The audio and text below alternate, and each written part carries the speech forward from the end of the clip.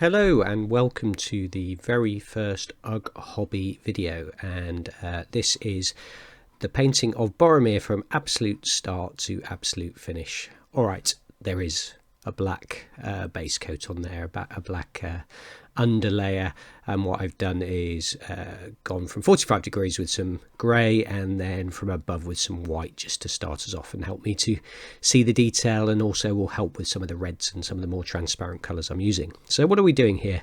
We are my name's Paul, and we are just going to paint this all through from start to finish as part of a wider project we're doing. So I'm using nice deep red here to start with, nice and dark. This is Mayhem Red, and this is from scale 75, so it's a scale colour paint. So I'm going to sort of talk through as I paint here. I don't normally paint at this speed, as you can probably imagine. I'm not quite that frenetic. I'm actually quite a slow painter. So this is sped up to 3 times, which will help us get through. So you're going to see every single brush stroke, albeit some of them rather fast. So I'm just using the sort of cloak underneath the outer cloak here, so his shirts and skirts if you like, and just putting this layer of red on there. And I'm going for this is my deepest shadow, so I'm not intending to use washes. I use washes very little. I am going to use some contrast paints, and the white, grey and sort of zenithal layering is going to help me with those contrast paints as we go through. Now, this is part of a bigger project, and myself and Wayne will be working on this project together. And we've just got the Quest of the Ringbearer book, and that book we're going to play all through. So I'm going to be painting lots of Middle-earth figures for this particular project, and we're going to be playing through a lot of the scenarios there. So I thought I'd start off with my first experiment by doing one of the Fellowship here, which happened to be lying around already undercoated in black. So as you can see, I'm being fairly neat. Probably don't need to be as neat as I am being here, but I just don't want to go too much, say, onto the metals, that sort of thing, because I'm going to do some NMM. So here's some Beharit red, so going up through the reds in the scale 75 colour, and these are the fantasy colours of the scale colour range. And as you can see, I'm using it fairly neatly. There's just a little bit of water and my wet palette. That's all the sort of thinning down I'm doing, really. But these reds in this fantasy colour range really do blend together quite naturally, and reds do pretty well anyway. So just going up a little bit with this one. It's not massively brighter than the one before, and also it blends in very nicely with it because reds are very see-through. So I'm just picking out, well, what I'm doing is painting most of what I've just painted and leaving the recesses, so things will speed up now. And I'm just going to start to develop this red now. So I'm going to be producing what is a pink, but it won't make the parts of the model look pink, because I'm just going to be picking out the sort of highest parts now, and it will still look red because we've got that nice deep red to start with. So you can see I'm just picking out the very edges of the cloth here, and there's some very nice, considering this is an old metal model, some very nice sharp places to define on this model. And it's very important that this red's very important that it's nice and bright, because the schemes can be quite dark in Middle-earth. If you're following the film, I'm going to be trying to make them a bit brighter, because thinking about some of the colours that are in the books and that sort of thing, but also just bringing up a bit of a brighter palette. And then adding more white to that mix, and this is just going to be for the very tips of sort of fine lining the outsides of some of that real sharp detail. So a little bit on the bottom of the cloak there, and that'll do, don't need much more than that. And then just going to pick out some of the tips of the folds and the very top of that sleeve there.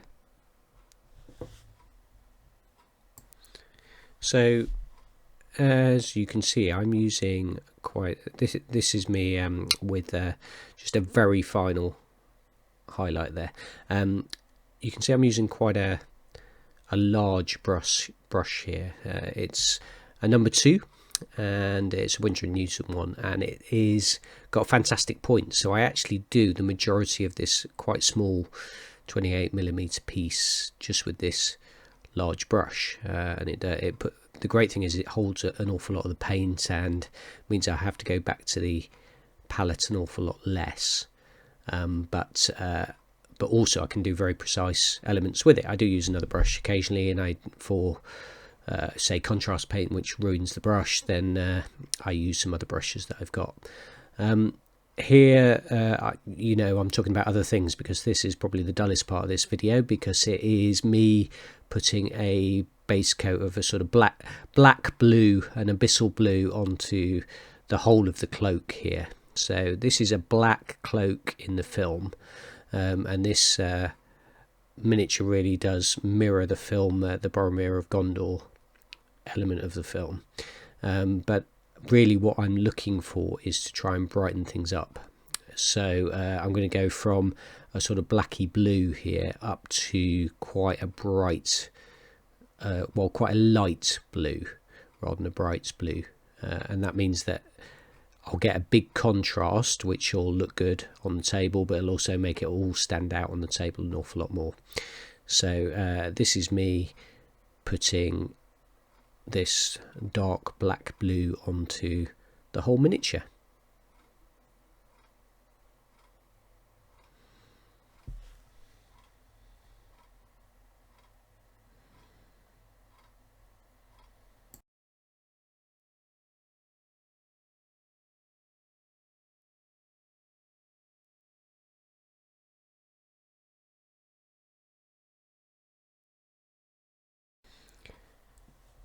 One of the reasons I don't use an awful lot of washes on this sort of thing, where it's actually quite a dark piece, as I've said before, and a lot of the Middle-earth things are like that, but an awful lot of things when you paint them in a dark scheme, if you use a wash, it really does dull down the overall feel of it. So if you put a wash across the whole thing, and that works fine, it looks great on things that are perhaps a bright colour scheme, and then you use a wash and then you highlight up, and you get some real sort of zing from that.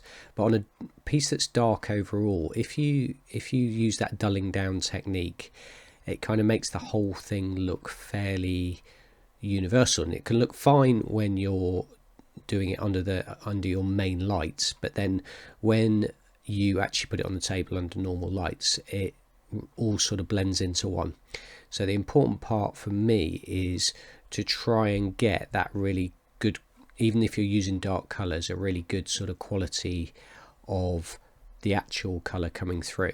So I prefer to go through and layer up, and it sounds like it's going to be very time consuming, but actually it means that you spend a fair bit of time on this stage, but then as you increase the layers like I did with the red, you're gradually going quicker and quicker, and you kind of have to be less neat than going for really precise highlights on top of a miniature that's been washed, been base coated, washed, and then if your highlights are a bit off, then it can be a bit of a struggle. But here you can kind of highlight up at the end without having to be quite as precise. Now I'll probably be able to explain that a little bit better once we get to that stage, but what you can see is I went over it once, and I'm then quite quickly just going over the whole piece again. I wasn't quite happy with the base coat I had, so I'm just making sure that it's really sort of well covered, because that will be the basis for everything else I do from here on in. There are a beautiful sort of range of blues that Scale 75 do, which really just step up from each other really nicely, and this is the one that steps up from the abyssal blue, and this is the Caspian. And all I'm doing here is I'm going to paint them just like I did with the red. Really, I'm going to paint the majority of the piece over all that I've just done, which I know might be slightly frustrating, but it's actually quicker because it's easier. You don't have to be as precise, as I said before. And I'm just going to leave the deepest recesses. And what you get is I now don't have to keep continuing to go over it several times, because I get good coverage over the nice base coat that I've just put down. So you can see I'm just leaving a little bit here and there of the base coats, and that's the important thing, to make sure I do leave some.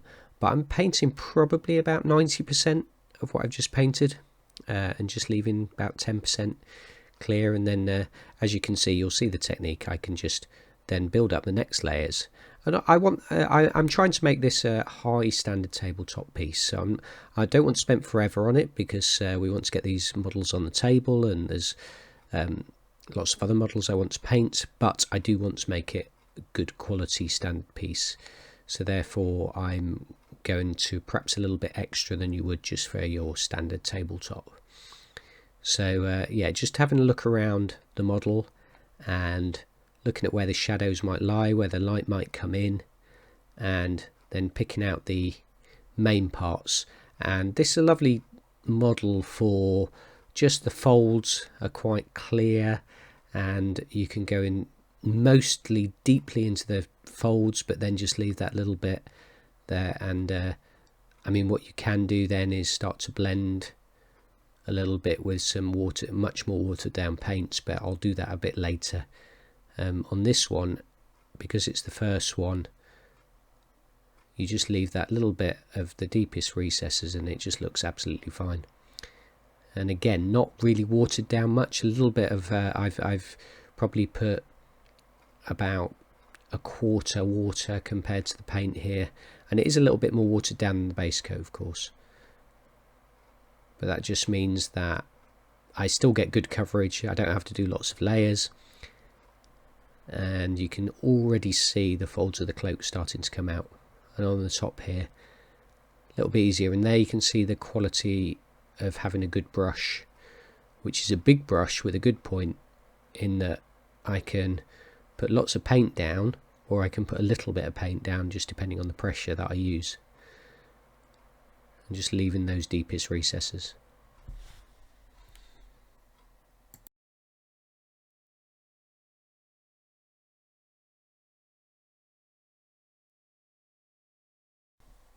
One thing I should say here is that I'm not really intending this video or any of these videos as a tutorial. It's something for you to watch. It's how I paint from start to finish, and if you want to use some of the tips and tricks that I do, then absolutely fine. But I'm not trying to present these as a tutorial. It's just, if you're interested, then you'll watch them and you'll gain some interest in it. If not, then you won't. So it's not one of those things where I'm chasing lots of views or anything for that. It's just putting out there if people are interested in what myself and Wayne are doing, and all of us at Ugg Hobby. So as you can see, just going over this, and then just going to reinforce some of these colours with a little bit more water in the mix, and probably a bit more centrally, and that will help that sort of transition between the colours to be a bit softer.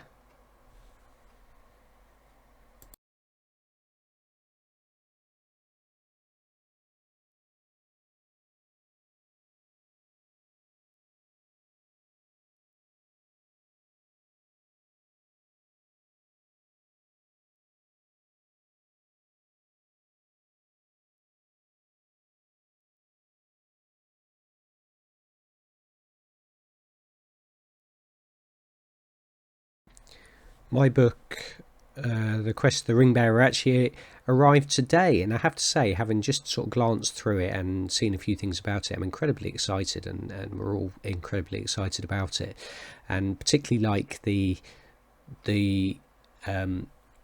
sort of quest element of it, the narrative theme that runs through the whole thing, and the campaign. So that we were actually talking about doing something that involved playing through the book, the entire book, or the entire films, And it's really strange that when I had a conversation about this, about 3 weeks before it actually came out that it was coming out, so it's almost like someone tapped into the house and those conversations we talked, we'll video, we'll build the miniatures, but the tricky bit was always going to be trying to find sort of scenarios to base it on, and which ones we needed and how we were going to do that. And this has come along almost as part. It's almost like fate. It's the fate of what's happened at the time, so it's almost meant to be. So from one of those things that we thought might be a good idea, it kind of had to happen then. So in that respect, it is incredibly exciting.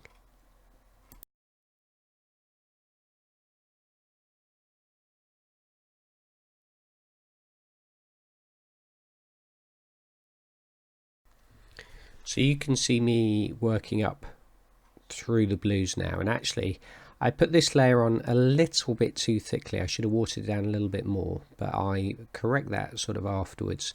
But it means I have to do an extra little step here. But blue is quite harsh, even these scale 75 colours, which are really lovely, and they blend together really nicely. It's like cheating blending with scale colour stuff.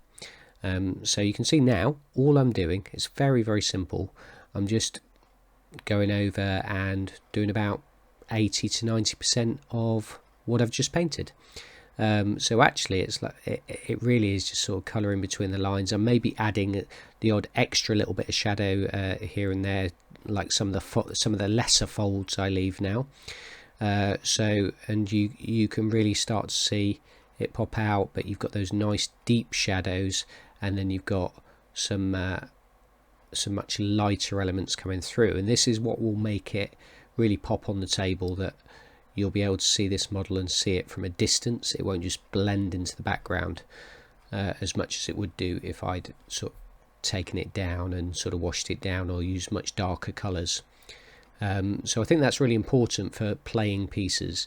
I think if you're doing competition style painting, it's slightly different in that you can do darker work, and people will look at it much more closely and see the nuances of it and the technique and that sort of thing. But if you're actually on the table, if you're looking, say, to win painting awards at different events and that sort of thing, then you need people to sort of turn around and take notice. So if your models are dark, then they're unlikely to be noticed in the first instance, especially if it's like a player vote.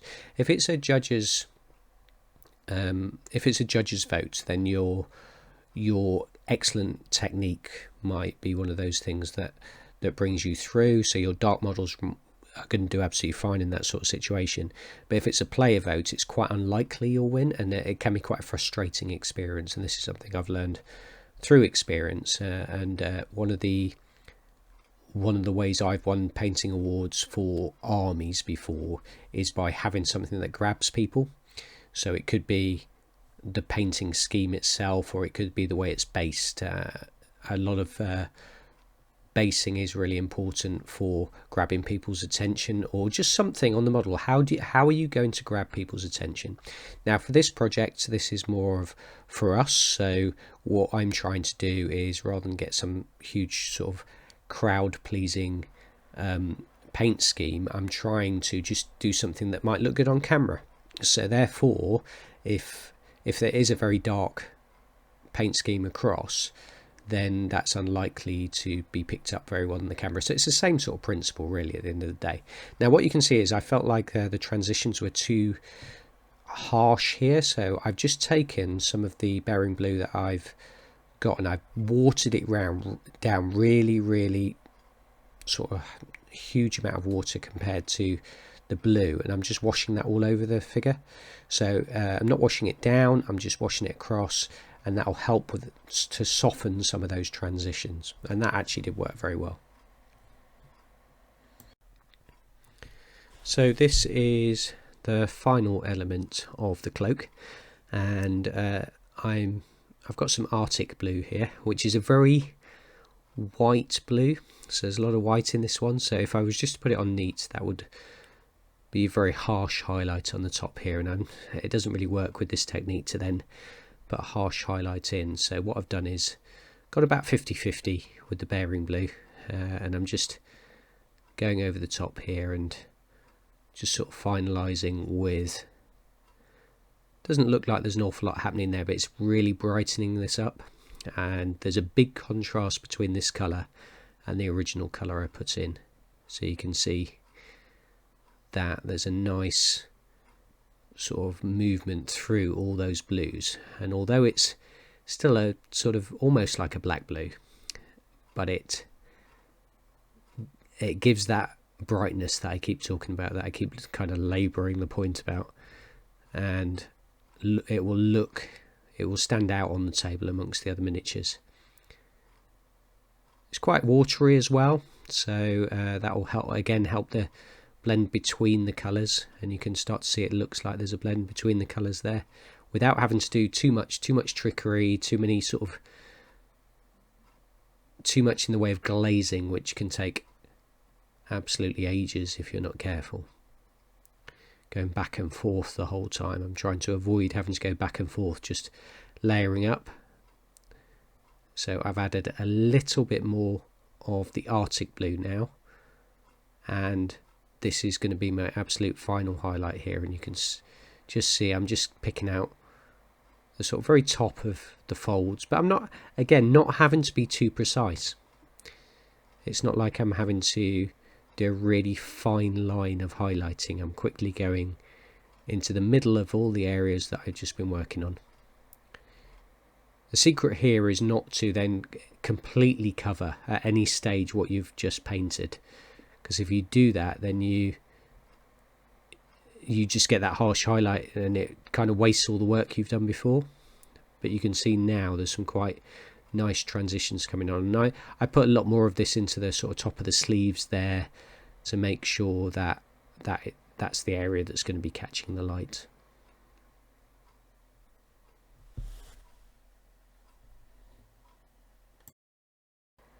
So one thing I should say about the next part is I did say that you would see every brush stroke, and this is actually a lie, because there's a little missing section here, and I don't know where it's gone, but you can see that magically the shield has a layer of Hasta purple on it already.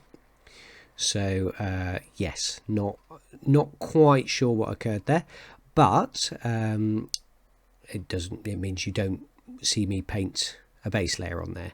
But what I'm doing now is I'm painting we're back to the Mayhem Red, and I'm just going through the central part of this shield, and we're going to do exactly the same process as we did before. Just go round and brighten this up with a few more reds, but I'm not going to go up to the same level as I do on the shields. I want this to be quite a dark shield. It's a good contrast to the lightness of the cloak.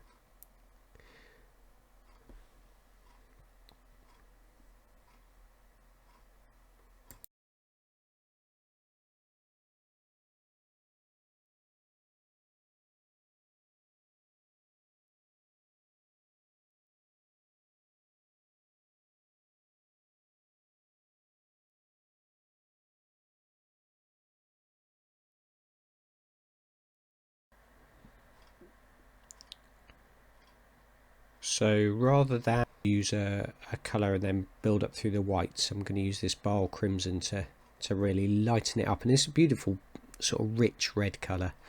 So I'm going through a real sort of crimson here, which will just brighten that up and make it really stand out without making it too up into the pinks like I did with the sleeves, up to too much white involved as well, and just a really rich colour. And again, I love it. You can see the beautiful contrast between that and the blue cloak. And again, very little with these reds, there's very little watering down needed of the paints. You can put them on almost neat and you get a decent transition between the different colours there, the different reds. So we're going to move on to the very small amount of flesh that's actually on this model, which is the face. And the face is obviously incredibly important, and this is going to be just going to show you a really simple but effective method of how to do flesh on a sort of model that you're going to use in the way we are here in an army, or where we need to get a lot of models painted. So I'm going to just layer up, first of all, a really solid base coat of this basic flesh, which is a beautiful flesh colour from scale 75. Still working with the scale 75 paints. I do have other paints. I have lots of other paints, and we'll be using lots of other things as we move through this project, but these happen to be the ones that work really effectively for the colours I've been using so far.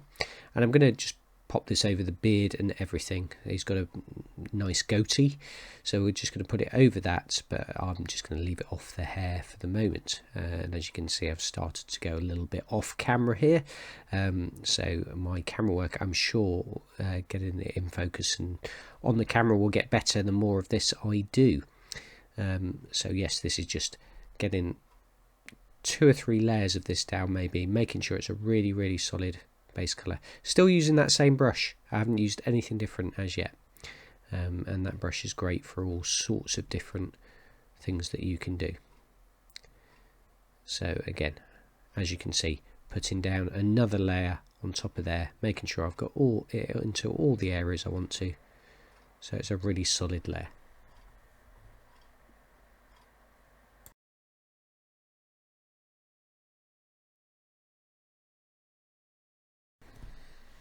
So here we go. I said I don't use much in the way of shades, and here we are with a shade to prove myself wrong once again. So as you can see, for the first time using a different brush, this is a brush that's a bit older, because washers are not great with your brushes, so I would recommend not using your best brushes for this. And as you can see, I'm putting it on pretty much neat. This is a fantastic for sort of warming up that flesh shade. It really is great, goes into all the recesses, makes life really easy. So then I'm going to go back to my, this is something that you would expect from a sort of Duncan Rhodes video, something like that, the way I do this. So go back to my basic flesh, and I'm just going to pick out all the bits that are not in recess, and just really not much at all. Because of that goatee as well, we're not talking about much of the face, so the nose, the cheeks, the eyebrows, a little bit of the forehead there, and that bottom lip, but apart from that there's not much at all. Using my big brush again, so then I'll be looking to use the light skin here from scale colour again, and water it down a fair bit, and then just picking out the very tips, the cheekbones, the jawbone, and across the eyebrows there.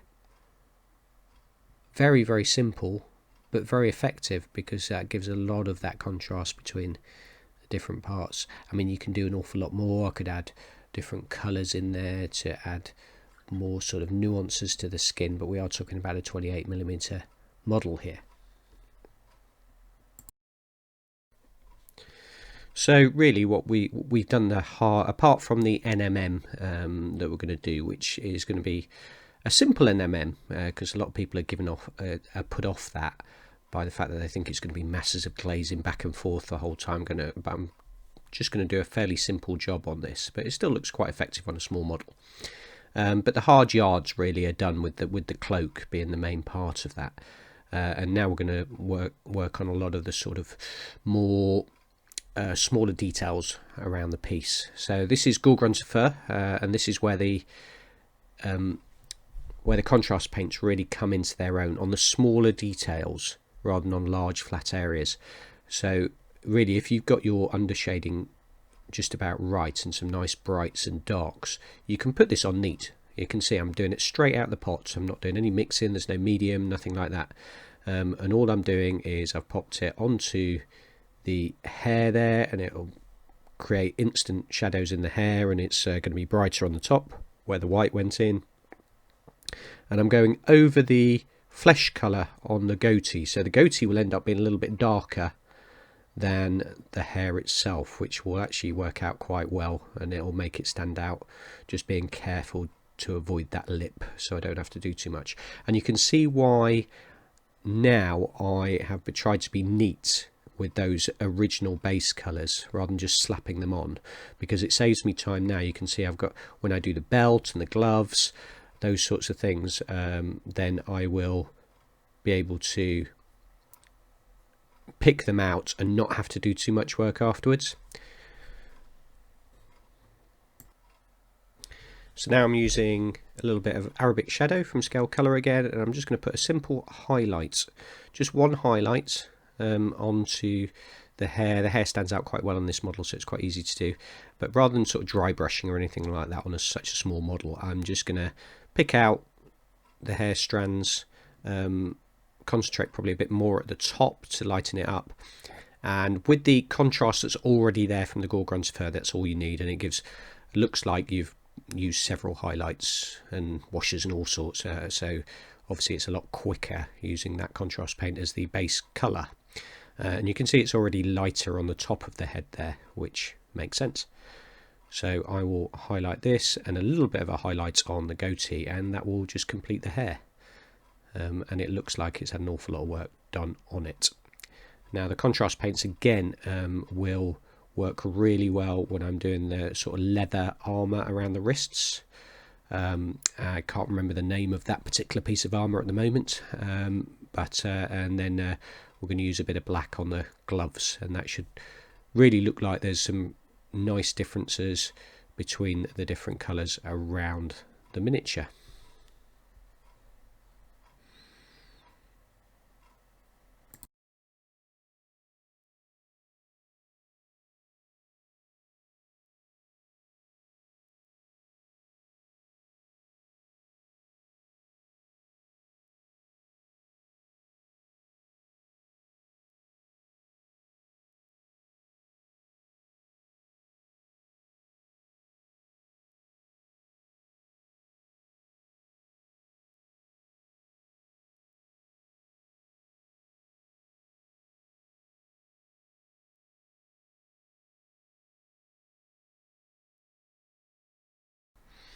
And like I said, I was going to do one highlight, and I'd forgotten that I just add a little bit of white just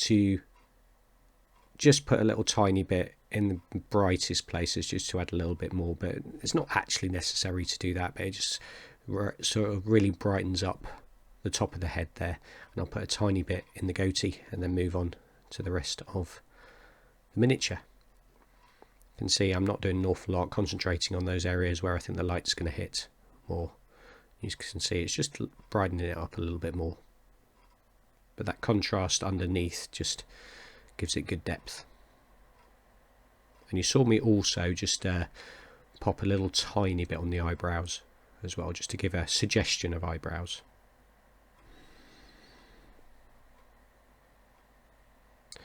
So moving on to the snakebite leather here, and this is really different colour to the Gorgon's fur, much lighter, and got that sort of snakebite look to it. And this is great for your leather, as you'd expect, and putting it over white, it shines really nicely, so there's not an awful lot more to do. There might be a little highlight you do after that, and I'll sort of go over the figure at the end with that sort of thing. But all the belts, the armour, the leather armour, and the boots, and they don't need an awful lot more work doing on them at all once I've done this part. Just a little bit of neatening up sometimes, where I've just, even though I was neat with that initial base coat, there is still some that has managed to find its way onto the model. You can probably see it just under his armpit there, which I'll try and neaten up a little bit later. But just putting it on nice and neat, and then I get a nice shiny leather there with the white underneath, which has got a natural shadow around it, which looks good.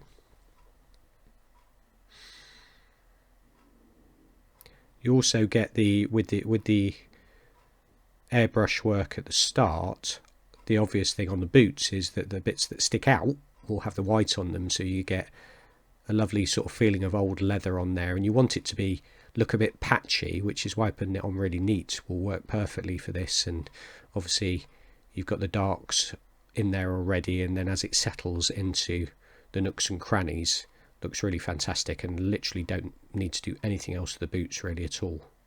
Same with the leather parts here around, and actually I was really pleased the way these came out, and I haven't really done anything else with them at all. Even the sort of buckles on the back here, there's enough contrast within them that you don't really need to put any more in. You could sort of put a little bit of work on the metal in there, but it's so tiny that actually it almost looks better without playing around with it too much.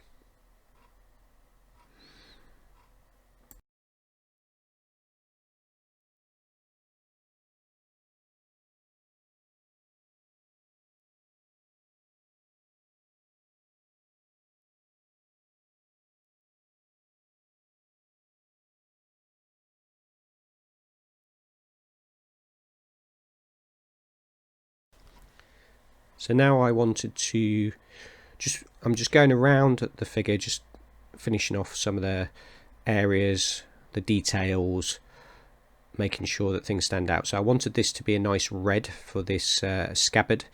Only thing it's my only real criticism of this figure actually is that sword will never fit into that scabbard. But there you go, he has it out most of the time. But on the contrast paints theme, just thought some Blood Angels red on there gives a nice sort of bright deep red there, and I'll pop a little highlight on there later, but that just stands out nicely. Bit of a difference without going away from the overall scheme that I've got on there. I don't want too many different colours, but also slightly different from the cloak and the sleeves.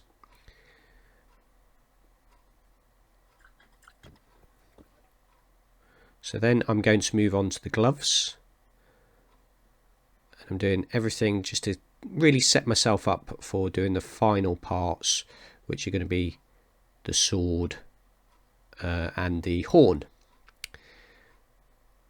So I'm going to pop this black over the top. It will give a nice solid black with a little bit of original contrast, and then whilst I'm doing the sword, I'll use a bit of the grey that I'm using in there just to pop a little highlight on the fingers, make the fingers stand out, and the thumb, etc. And that's all you need to do with those gloves, and it looks like you might have spent quite a long time on them.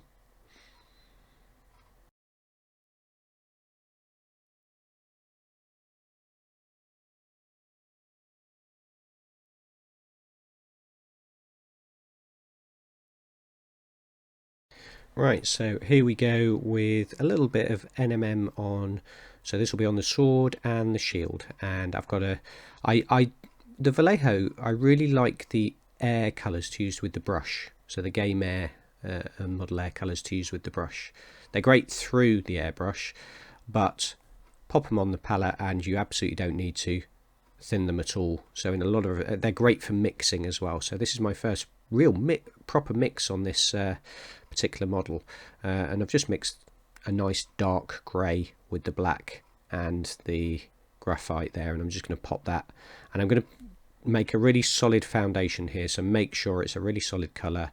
So I'll do 2 or 3 layers of this to make sure it's really nice and strong, and I'm just going to do it all over. It's going to go over the hilt as well. I'm just going to keep it nice and simple rather than having to spend too long on this, and then round the edge of the shield and the pommel of the shield as well.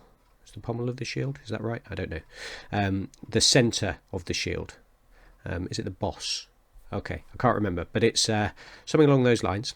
And yeah, so you can see I'm going to go round and over this 2 or 3 times. So looking forward to collecting models. I've just ordered Farmer Maggot for the first scenario in the new book, in the Quest of the Ringbearer. So looking forward to painting Farmer Maggot and the dogs and the hobbits. And again, the hobbits are a good opportunity to get really nice bright colours. So they will be coming soon. See, I just needed to tidy up a little bit there, or I just overspilled. I'm usually quite neat, and that is just from practice. I wasn't to start with. I used to be a really messy painter, but I've neatened up an awful lot just through painting more. So there's no great sort of magic bullet to steady hands, but it's amazing how your muscle memory starts to work. The more you paint, the better you get. Even holding the model, my hands used to shake around just holding the model.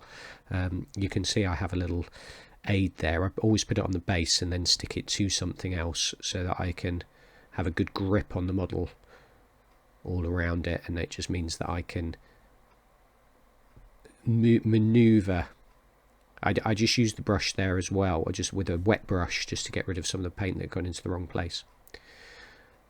Okay, so then just going to go over all that again, make sure it's solid, and I've got a good foundation for the rest of this element, and then it won't actually take me that long to then build up the colours. What I do in between as well, because obviously you can see I'm going between one thing and another, and I've linked it all together. Oh, just doing the fingers there, as I said earlier.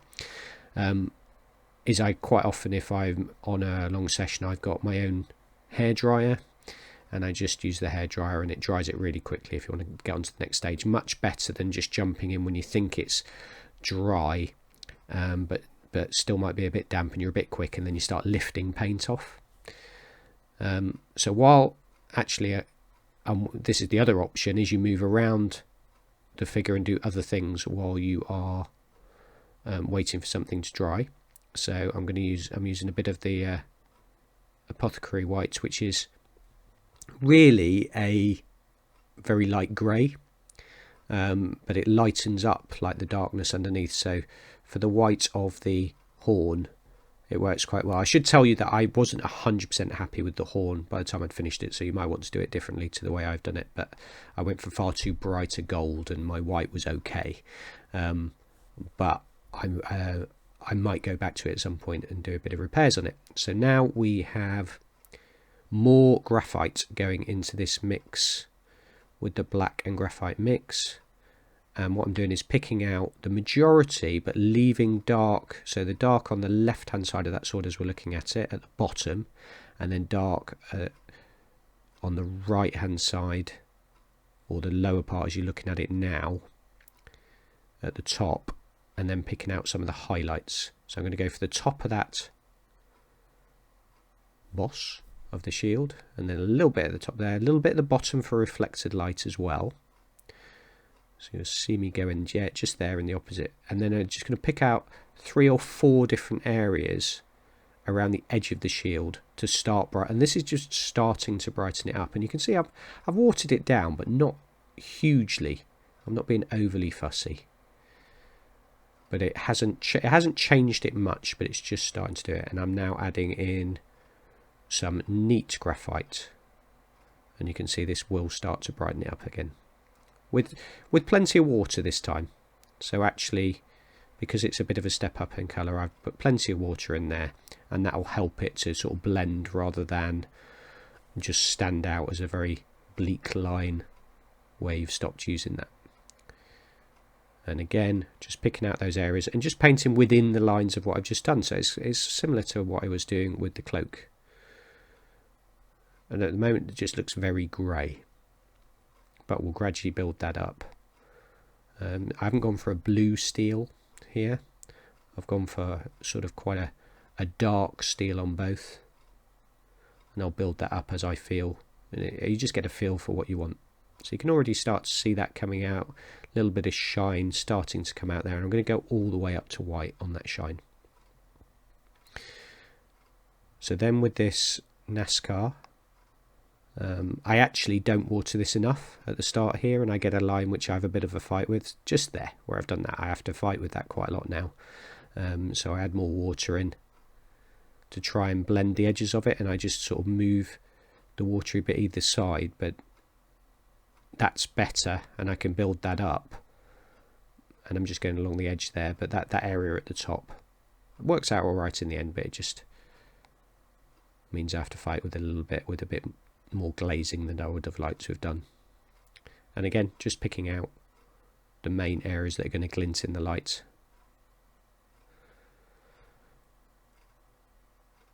Okay, and again, just working within the lines of what I was just doing. And you can go back and forth. You can use your darker mixers just to blend in again. If you wanted to do like some really perfect NMM, I might flash up in a moment one that I did on a piece I'm working to a much higher level on, to show you how you can do sort of blue steel and what the effect you can get. I'm doing a figure where I've done an NMM all around the figure with gold and silver. You can see I've just got a reflected bit of light there at the bottom, just a dot, and that helps to really sort of make it start to ping out a little bit, and you can start to see a bit of his shine here on the sword, but it's still going to look like a really dark metal with just shining parts coming through. That's it really. I'm going to sort of start to add some white into that mix, and then some white spots and highlights coming up.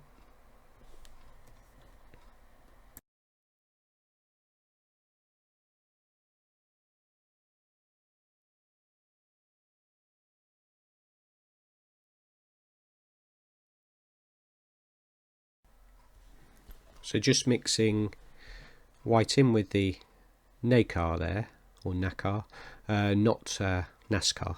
That's car racing in the US. So just as you can see now, really just brightening it up. So we're just mixing the colours, brightening things up, clarifying that edge, and working our way all the way from here up to white, and it'll be white spots at the end, just to really sort of work on there. And I haven't bothered with the sort of underside of the sword there. I'm going to leave that dark. I could put some little spots there if I want to work on it, but that's rarely going to get seen whilst it's on the tabletop. Remember, this is what we're painting this for. This is not for competition, but it would still really stand out if I was sort of going for some sort of army painting, just recognition or nominations or those sorts of things, if we ever get back to playing in tournaments. But I think this will look really good on the tabletop for our videos that we're going to do when we work out how we're going to do that. The interesting part here is I haven't actually touched the mail around the elbows, and that's because I think it looks good already. I'm going to add a little bit of the grey mix, the graphite mix in, just to sort of add a little bit of variation into that, but I'm literally going to leave it as it is because the white and the black contrast looks really good, really stands out. So actually I don't think there's any need to mess around with that too much, and sometimes we do mess around with it and it doesn't look any better, and sometimes worse afterwards. So you can see gradually just working up more and more white in the mix. And then the thing that really makes it ping, and people forget to do this to a certain extent, is put some absolute neat white spots in at the end. And I do it watered down and then thicker with a real sort of spot at the end, which works well.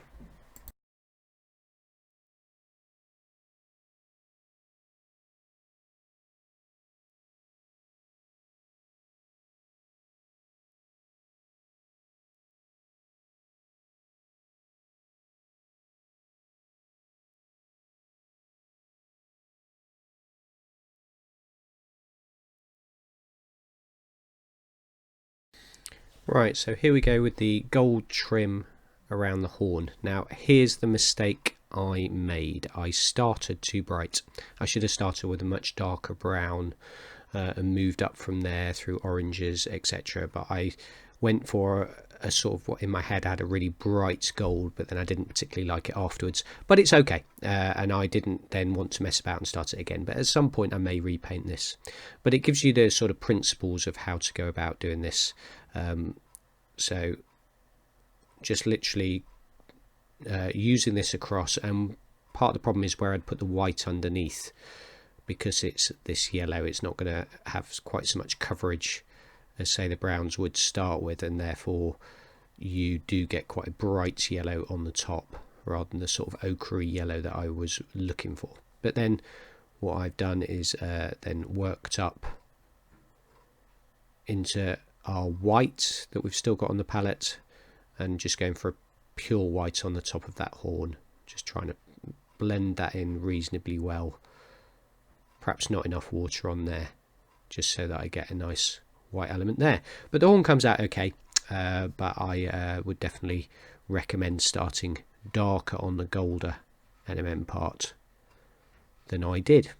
You could of course ignore all this NMM and just go around with some true metallic metals and then highlight up, which is quicker maybe, but this isn't a hugely long process, it just takes more layers, so it's longer.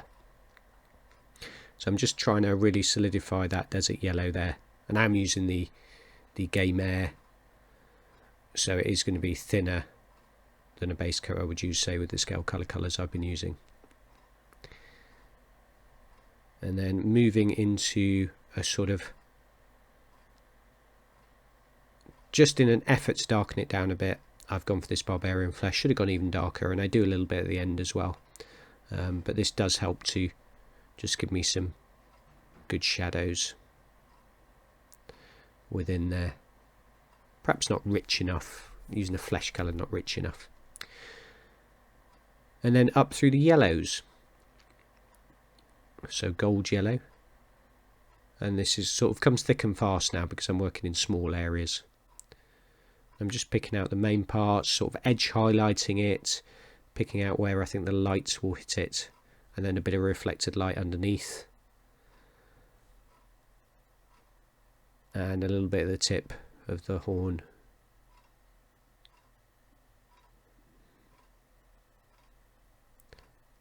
And giving the indication of that gold coming through.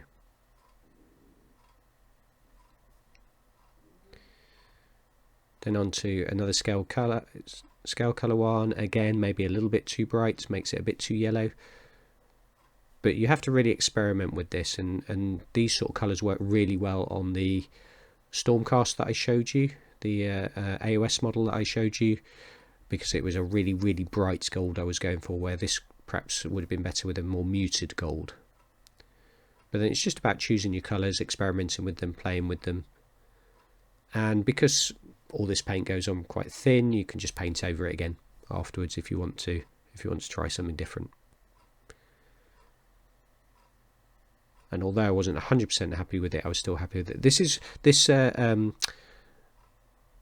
more muted yellow here does help to sort of get rid of that overall yellowy feel to it and make it a bit more golden shine. And then I'll use white to continue to build it towards that white. And I think it's really important in NMM that you do have white spots or areas that are pure white at the end, which that's the thing that really makes it look like it's got a shine to it. So you can see here I've got white with a little bit of yellow in it still, and then I'll go up to just some spots of pure white. You can see I've not taken a huge amount of time on it, and I'm not doing back and forth so much, and this is the pure white, just picking out some spots that are going to catch the light. There's no great science to which spots you pick out. I'm sure there is, if you were to look at references on light, etc. But I think on a model like this, if you pick out areas where you just think it's going to be catching the light and reflecting the light, then you're fine.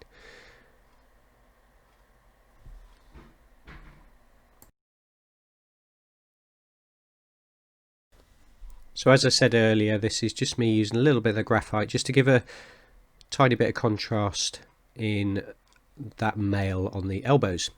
So now there's a little bit of a sort of indeterminate area on the sort of front there of his buttons and things like that. So I'm just going to try and pick them out and clarify them a little bit more. It's just where the model's not as clear as it could be, and around the neck. So I'm going to go for high contrast here of using this Arctic blue to just pick out some of the areas against the sort of dark blue that we put on there originally, and that should just help it to stand out a little bit. With I think there's like a necklace around his neck there, and then the buttons standing out, but it's a bit tricky to tell, so I'm just going to pick out the bits that are sticking out and give an indication of what's there. So these are really sort of the final elements of this coming together. Oh, you can see the sword, a nice bit of shine there as we looked from above. and that's just those areas done. And I'm looking around the model now to see if there are bits and bobs that I can just give those final highlights to. And as such, I've got the snakebite leather and some whites here, just going to mix those together. And like I said I was going to do earlier, just actually drop it into the palette there and just tidy up the bits on the belt and buckles and those sorts of things with a little bit of a highlight, and just a quick highlight across this. And then it's really onto the final elements like eyes, that sort of thing, and we're not too far off finishing this so that we can move on to the basing. And I'm not going to go for any sort of complex basing here, just a fairly simple base.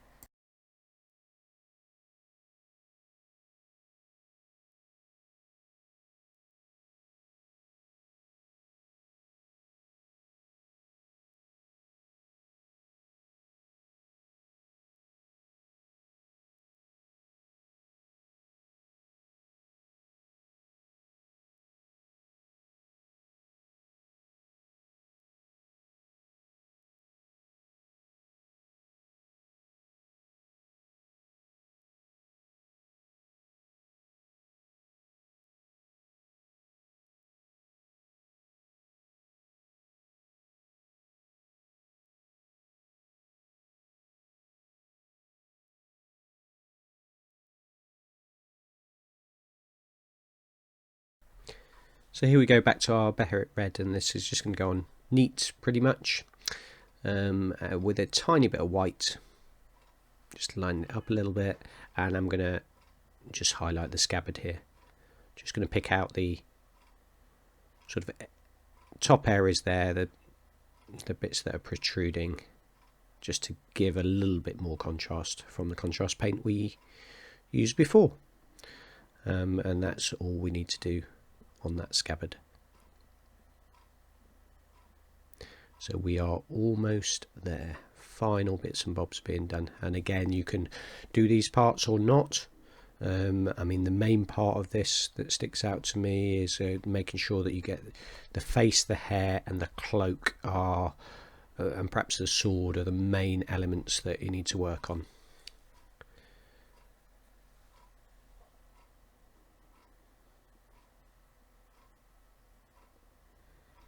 So here we go with the eyes. So I've got my smallest brush and I'm literally just touching, and you notice I haven't used white. I've used this bone white, which is a creamy white, and I've just touched the eyes. You only want to get a lot of problem people have with eyes, and I've had problems with eyes for a long time, is just too much, too big. So it's literally touch the eyes with the white across, and then I'm going to just try and dot these in. And to be honest, it's getting those dots in the same place in each eye so that it doesn't look cross-eyed, and that is just practice. The more you do, the easier it gets. So then, and this is the secret to it, I have taken a bit of my flesh colour, darkened it down a little bit with that brown, and just underneath and on top if I need to, I'm just tidying it up around it. So don't worry if your eyes look too big, you can tidy up with the flesh colour as long as you've got a nice strong flesh colour there. And if you darken it down a little bit darker within the eyes, looks fine. And that's how you can shape those eyes. And I'm being really brave here, I'm going for a dot of white, and this is usually where I mess it up. Just for a dot of white to try and make them a bit more alive. On a figure this size it really isn't necessary, but there you go. And that is the painting part of this project complete. So with my water in, which is not ideal, but there you go, it was quite entertaining. Now I don't want that to go into the slot of the base because I'm going to actually put a stone on my base here. So here we go. So I'm just going to put some super glue on both the base and the stone. Am I going to paint this stone? Absolutely not. It's stone coloured, it's the right colour. I picked this out because it's the colour I wanted. And then I'm going to just put some diorama effects around it. So this is absolutely amazing stuff from Vallejo, I believe, and it's just you get such a huge tub of it, and it goes on, and you just let it dry. It takes quite a while to dry, but you can help it with the hairdryer a little bit, I just use it on pretty much all my basing of any type, and you can use it on for weathering because it's quite fine. You can really build it up and do big diorama effects on it. It's fantastic stuff, and it's great value for money. It's about £8 or £9 in the UK for a massive tub of it. So I use it all the time. There's various different types. There's stone colours, there's sand colour, but you could just layer it on any colour and then paint it and dry brush it. I just tend to put it on with a wash quite a lot, and that looks perfectly good. So yeah, let this dry. Just do the final bits of building it up so it looks like that stone is sitting in that mud. And then I'm going to attach Boromir, and he's going to have a sort of pose where he's standing with one leg up at a diagonal angle. And as you can see there, I'm going to use some of the Citadel wash, which is the best wash in my opinion, and this is Agrex Earthshade, which is a lot of people's go-to, and literally put it around that. Make sure it's fully dry though before you do this, otherwise you get into a bit of a tangle. So all around there, and when that dries, it'll just give it, I don't need to do anything more to it, especially as I'm going to add some tufts of grass as well. Can't remember where the tufts of grass come from, but I really like these ones because they've got nice variation of colours in them. If I was working on, again, a piece that I really want to take to the next level, I might do a little bit of picking out some with an airbrush, or maybe a bit of dry brushing, but actually these look absolutely fine. And if you just overlap the stone with them, it really looks like the stone is coming out of the rest of the model. And there you go. That's pretty much complete. So I'm just going to do a few final little elements here. And just go around the model and just pick out anything. And this is actually me still playing around with that gold colour. I'm doing it off screen, which is not helpful. But just going in with a bit of orange, try and make it a little less yellow. So going in and building those shadows underneath, trying to get a bit more contrast between the darks and lights. I think as much as I play with this, it won't be how I want it. And I need to learn to get it on screen. But it does give a nice variation of colour. And there we are. I think we are ready.